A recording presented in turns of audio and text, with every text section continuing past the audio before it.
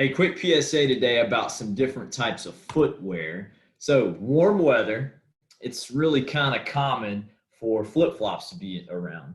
So, there's a couple things for athletes that we need to consider when we're wearing different types of flip-flops, sandals that may not have a back on the actual shoe.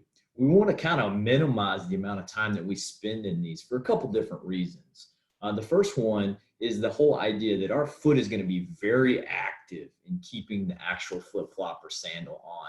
If you can take my hand here and imagine my phone is the flip flop.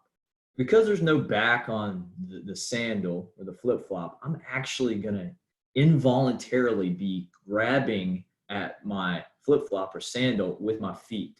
Okay, that's going to be really bad, especially on the big toe, because on the bottom side of the foot, that's going to create a lot of tension and it's going to become tight under here.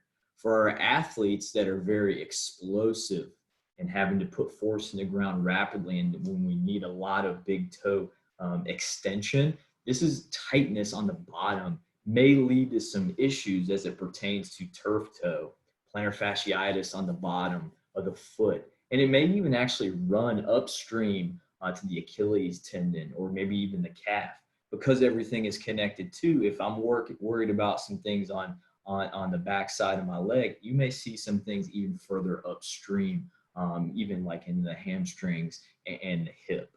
Okay, so as an athlete, especially as an athlete that's putting force through the ground rapidly, we want to minimize the amount of time that we're wearing in these. Obviously, when we're in the shower, if we're around water, understandable. Okay, but we want to spend the majority of our day in some type of shoe that has a back.